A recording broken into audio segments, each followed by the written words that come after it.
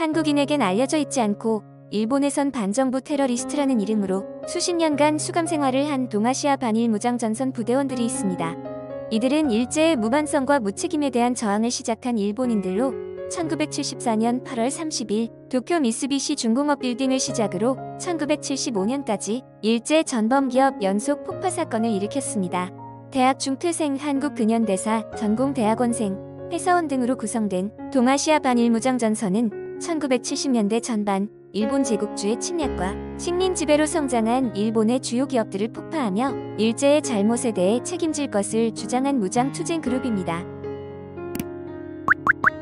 역사에 대한 반성이나 가해국이라는 자각 없이 원자폭탄 투하의 비극만 강조하며 마치 피해국처럼 행동하는 일본 내 저항운동에서 시작됐습니다. 이들은 난징 대학살의 장본인으로 알려진 마츠이 이완의 육군대장이 세운 관음보살상 흥하관음과 마츠이를 비롯한 A급 전범 사형수 7인의 추모 비석 순국 7사집이 폭파를 시작으로 일본 제국주의 상징들을 연달아 폭파했습니다. 동아시아 반일 무장전선은 실제로 있었던 일제 전범기업 연속 폭파 사건을 다룬 영화로 누구의 죄도 책임도 없이 시작된 전후 일본 사회의 진정한 반성을 촉구하며 일본 제국주의 침략의 역사를 멈추고 동아시아 연대로 나아가기 위해 행동하는 인물들을 기록한 작품입니다. 영화 동아시아 반일 무장전선의 첫 장면은 일본 최대 인력시장인 오사카의 가마가사키에서 시작됩니다. 건설 일용 노동자였던 자신의 아버지를 주인공으로 한 다큐 노가다를 찍으며 한국의 건설산업 다단계 구조가 일제로부터 시작됐다는 사실을 알게 된 김미래 감독. 그녀는 노가다 일본 상영회에서 일본 노가다 운동의 전신은 동아시아 반일 무장전선이라는 관객의 말을 듣고 영화의 모티브를 얻습니다. 영화를 제작한 김미래 감독은 당시 사건과 관련된 인물 대부분이 수감 중이거나 사망하여 대면 촬영을 할 수 없었습니다. 출소한 몇몇의 부대원들이나 당시 그들을 곁에서 지켜보고 뜻을 함께해 온 지원자들을 만나는 것으로 아쉬움을 달래야 했습니다. 우여곡절 속 김미래 감독이 선택한 것은 편지였습니다. 다큐멘터리 장르의 특성인 현장성 대신 벽 너머의 취재를 선택, 번역 등 수많은 제약 속에서도 변화와 성찰의 가능성을 독려하고자 한 진심은 통했습니다. 실제 부대원이었던 에키타 유키코의 옥중 편지로 영화는 시작되었습니다. 편지를 간단히 소개하면 패전 후 일본에서 태어나고 자란 우리는 선조들이 아시아인에게 가한 침략과 억압, 착취의 책임을 자각하고 과거의 잘못을 바로잡고 보상하는 마음으로 살아야 한다고 생각했습니다.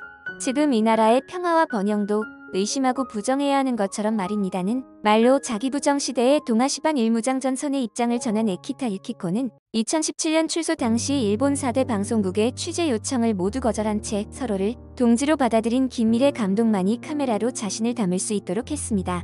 함께 취재하고자 했던 늑대 부대원 다이도지 마사시는 사형수로 가족을 제외한 일체의 접근이 불가의 사촌형인 오타 마사쿠니와 법적 여동생 다이도지 지하루를 통해 이야기를 전해들었다고 합니다.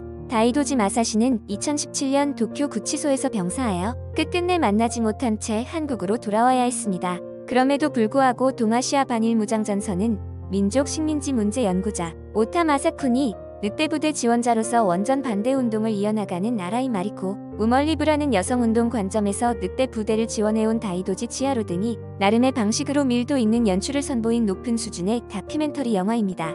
동아시아 반일 무장전선이라는 영화는 늑대를 찾아서라는 이름으로 일본에서 상영 중입니다. 그런데 최근 일본 우익들이 한국 다큐멘터리 영화 늑대를 찾아서의 상영을 중단하라며 영화관 두 곳을 위협해 논란이 되고 있습니다. 영화관 한 곳은 개봉을 취소했고 나머지 영화관은 굴복하지 않겠다며 상영을 이어가고 있는 상황입니다.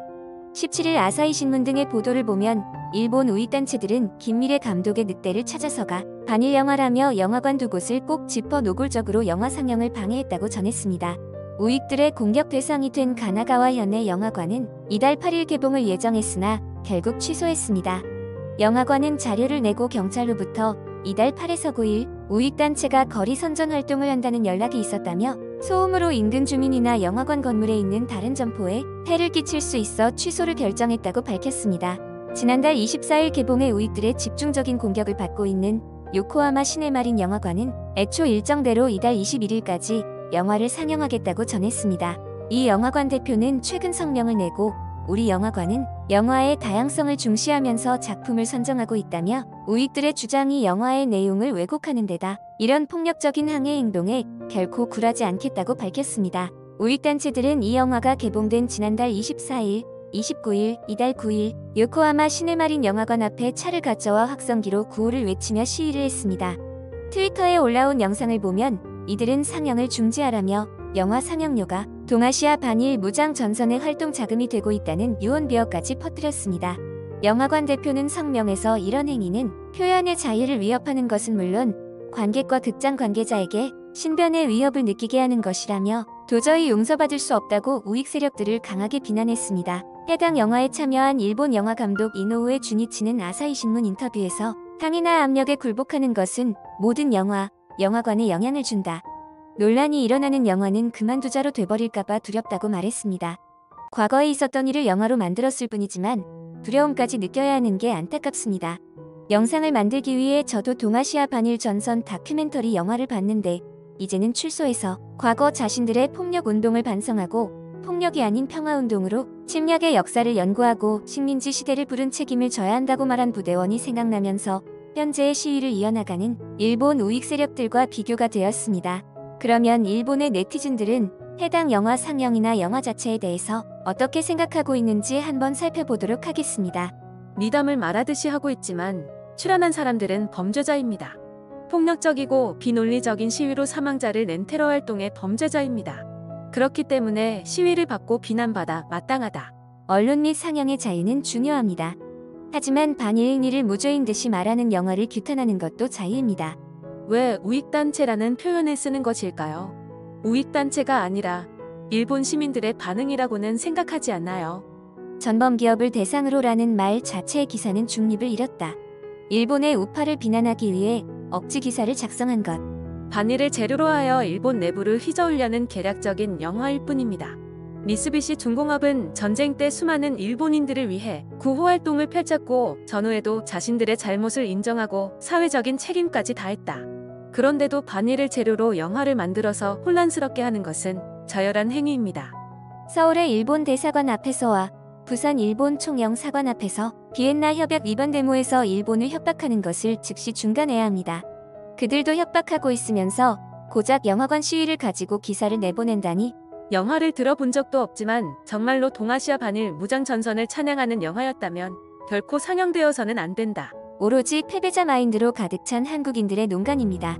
반일을 반대하는 단체는 무조건 우익단체인가요? 보통의 평범한 시민들도 반일에 대해서 부정적입니다. 그렇다면 일본의 전 국민은 우익이라는 뜻, 반일을 정당화하려는 시도입니까?